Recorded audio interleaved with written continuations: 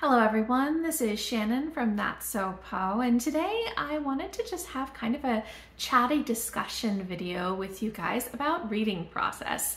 It is so fascinating to me hearing about how other people read, how they approach reading, how they choose what they're going to read, where they're going to read, all of those sorts of things. And I think that it's really interesting to me because my husband Sush and I actually have very different reading approaches to the way that we read, how we read, all these sorts of things. And I'm sure that everybody else also has their own unique way of approaching it with lots of different approaches. So I thought I would just talk about mine, and I would love to hear about yours as well. So definitely leave me comments or feel free to make your own video or do anything that you like to share how your reading process works, because I think it's just a really cool topic. So I'd love to hear how other people do it as well. So the thing that I've noticed about my reading is that I love doing concurrent reads. So I love having lots and lots and lots of books on the go at the same time, which I think doesn't work for everybody. A lot of people, like Sush, are much more serial readers. And so I was thinking kind of, how does that work for me? Why do I like to read so many things at once? And I think that one of the big things that influences why I like to have so many reads going at once is that I'm a huge mood reader. I'm very, very moody about what I read, and I don't like to read things if I'm not in the mood for them. And what that means is that I need to have a lot of options at all times. And so often I've got a huge number of books checked out from the library, like 40 or 50. I do not get to all of them before they're due back, but my library has a really generous renewal policy. So I actually do get to quite a few of them before I have to give them back. And I love having that whole selection. And I think a lot of other people who do more of an owned TBR have that kind of selection as well. But this is what I do with my library books. And I just kind of, based on my mood, decide what I'm going to pick up. I like to have lots of books on the go as well, so that, you know, if I'm in the mood for a lighter book, I pick up, you know, book A. If I'm in the mood for something a little bit more intellectually stimulating, I pick up book B, that sort of thing. So I often have about 5 to 10 books that I'm in the middle of at any given time, and that's just about right for me. I seem to have that kind of variation of mood, and it really makes things easier for me if I have those choices available to me.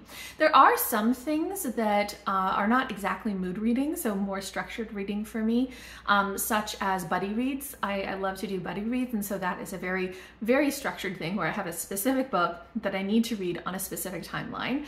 And sometimes I participate in readathons, which are a little bit of structure in that I'm trying to read along a specific theme, although I love to have more of like a pile of possibilities, as Kazen at Always Doing says, rather than like a strict TBR. And then I do kind of prioritize my reads a little bit. So things like I have yearly goals and reading priorities, and I will try to check out books especially that are based on those goals and priorities, even if within what I've checked out, I might kind of vary what I pick up when. And library due dates play a little bit of a role as well. Sometimes if there's a book that I want to read that has a huge wait list and I get it, I might prioritize reading that one over other things, just because I know that if I don't read it in time and it goes back to the library, I won't see it again for many, many months. But mostly I like to just kind of pick based on mood.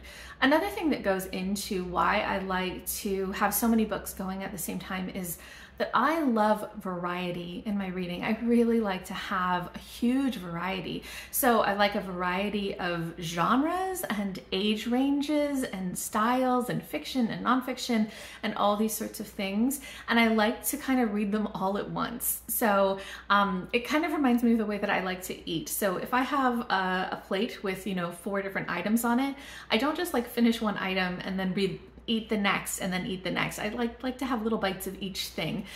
So I'm very much like a person who likes to kind of dabble in each thing. And so that's kind of the way that I read as well. I don't like to just read through an entire book. I like to read a little of this, read a little of that, read a little of the other. And so I try to have that kind of variety in my reading diet overall, but also in every individual week that I'm reading, I like to read across a lot of different types of books so that every time it feels really fresh. And when I don't do this, when I kind of read just one thing, I tend to get a little burnt out on it. And I've gone through periods, there was like a decade back, there was like 5 years where I just didn't want to read anything because I'd gotten super burnt out on reading romance. I just read pretty much exclusively romance, and I got really burnt out on it because it was so samey if you read enough of it, right? And then when I got back into reading about 6 or 7 years ago, I made that really conscious choice, like, okay, I need to read across a lot of different things so that I don't get tired of it. Another thing that I think contributes to why I like to read so many books at a time is that I'm a very slow, process-based reader. So for me, reading is about the journey. It's about every moment that I'm in the book and enjoying it. And it's not about finishing. I don't really care about finishing books. And I think that this is kind of obvious when you see sometimes, you know, I'll DNF a book at like 85% because I'm like, I'm tired of reading this. Like, I don't care very much about finishing a book. I don't get that, you know, emotional high that I think a lot of people get with finishing. And I just don't mind being in the middle of things. So because I don't have that urge to finish, and it's only just about in the moment, am I enjoying it? I don't like to push through things if I'm not in the mood for them, and I'll just wait until I am. And sometimes it takes a while. So there are like lots of books that I will pause for multiple years before getting back to them. And it doesn't mean that I'm not enjoying it. I just want to be in that right mood. So one of my favorite books is The Rise of Theodore Roosevelt. And I had like a year and a half pause in the middle of that book because I just wasn't in the mood. And then I got back to it and I loved it. And then I read the other 2 books in that trilogy. It's a biography trilogy that is just fantastic. I love that series. So, you know, it's just a thing where I'm very happy to take my time, enjoy the journey, and I don't mind pausing and coming back to things. And my brain tends to be totally okay if I don't 100% remember every single detail. I'm fine with just going with the flow. So it doesn't bother me if I've read half of a book and then I don't finish the second half of it for another year. Whereas I know for a lot of other people that would be frustrating, but for me, it's totally fine. So then the other thing that I think really affects kind of how I choose what books I'm gonna read is that I base what I'm gonna read on a lot of other factors as well. So timing and like my schedule and things like that really affect which books I wanna pick up. So for example, at night, I don't like to read anything that is heavy or scary because I totally get nightmares. I have dreams every single night, and if I read something that is graphic or violent or upsetting, it will come into my dreams and it'll wake me up in the middle of the night, and it is so annoying. I really don't like that. And then other things just like, I like to, if I have just like 5 or 10 minutes, I love to just pick up a couple of poems. So I like to have a poetry collection on the go, or if I have like 20 or 30 minutes, a short story, or if I have a larger chunk of time, then that's where I might want to get into a more meaty book that requires some concentration or some thought or something like that. So kind of just depending on the time I have available, it will influence my decision of which type of book to pick up. Another thing that really influences my decision is just the location. I read in a lot of different places, and depending on that location, I will pick a different format. So audiobooks, I tend to read, obviously listening when I'm doing chores. So if I'm doing chores, I listen to audiobooks, which means that I go through them kind of slowly because I don't make really specific audiobook time. And so it's only just when I'm doing chores, I'll listen to them. For ebooks, I love to read ebooks in the bath. I love taking baths, and so that's a lot of fun, or in bed. And I also like to read physically smaller and lighter books in bed as well. I love reading in bed, and anything that's small and light I can hold above my head, and that's fine. But I don't do that with anything that is like a heavier physical book. And so for heavier physical books, I like to just read sitting in a chair. We have this very comfy kind of reading nook, which is where I'm sitting. And I love to just sit here and read, and especially because the arms of these kind of couch chairs are pretty high up, I can rest the book on the chair arm, and so that's good because otherwise it's so heavy to hold. So like physical location really plays into which sorts of books that I'm picking up. So those are kind of my thoughts as to why I read the way that I do, what my process is for deciding which books to pick up. But I also wanted to just kind of give you a glimpse into what that looks like. So I want to talk about which books that I'm reading right now and kind of where I am in those books and when I pick them up. So first, starting with Libby, which is like kind of a library app, I've got 2 audiobooks. So I have 10 Steps to Nanette by Hannah Gadsby. I am almost finished with this memoir. I'm at like 95%. This is the main one that I've been listening to while handling chores and things like that. But I also have The Light We Carry by Michelle Obama, which I'm at 61% at. And I actually haven't listened to this for many months because my loan ran out when I was listening to it. I didn't listen to it fast enough and I only just got it back. And so this is kind of what will be my main audiobook going forward for the next couple of weeks until either I finish it or the library takes it back. I also have just 1 ebook right now. Normally I have more than 1 ebook on the go, but right now I have Life as a Unicorn. It's also titled just Unicorn by Amrou Al-Kadhi, and I'm at 14% in that. And so this is kind of an ebook that I'm working on when I'm in the bath or maybe just lying down in bed. But normally I have more ebooks. I just happened to finish a bunch of ebooks recently. Then I have my nightstand where I keep some of the lighter books. And for here, I've got The Merry Spinster by Daniel M. Lavery. I'm 72% in this one.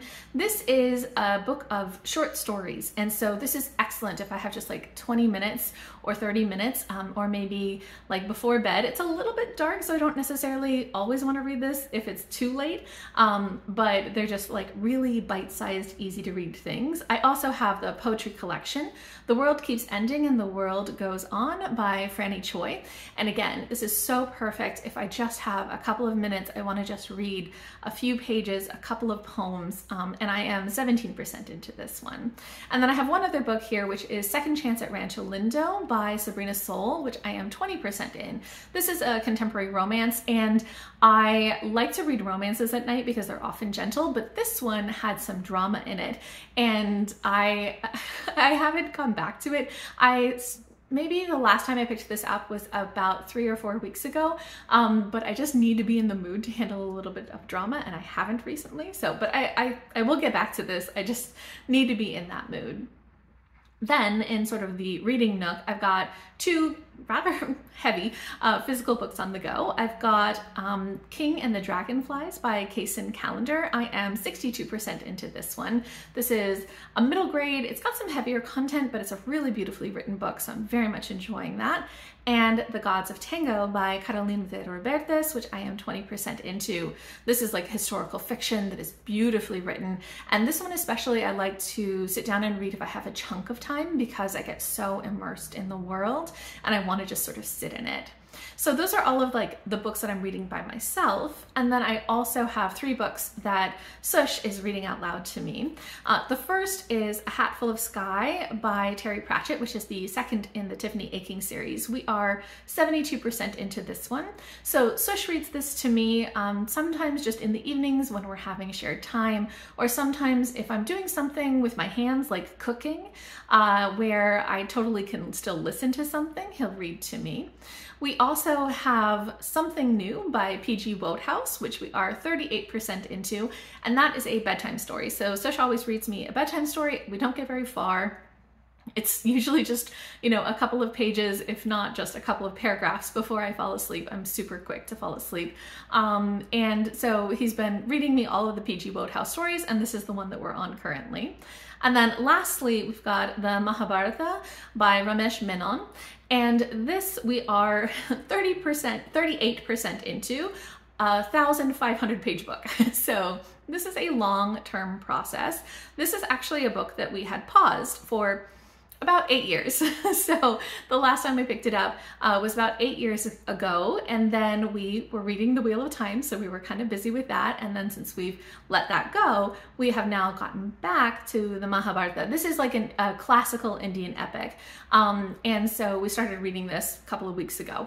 And it is slow going. We'll probably be reading this for another year or 2, but it is perfect if I'm doing something with my hands that is really a little bit more mentally intensive. So sometimes I do crafting projects, that sort of thing, where I can definitely listen but I may not follow every detail carefully.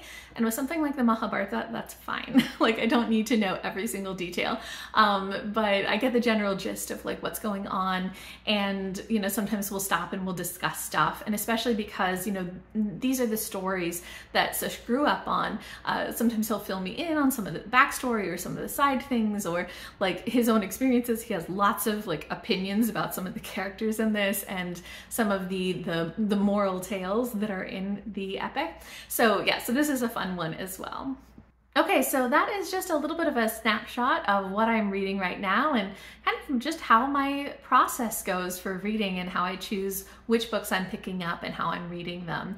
I would love to hear from you guys just about what your reading process is, any places where we're similar, any places where you differ from me, any places where you're just kind of like, this is what makes sense to me or this is how it works for me. I'd just love to hear from you. I think this is a really fun topic to discuss. So definitely leave me a comment down below. I would love to hear from you.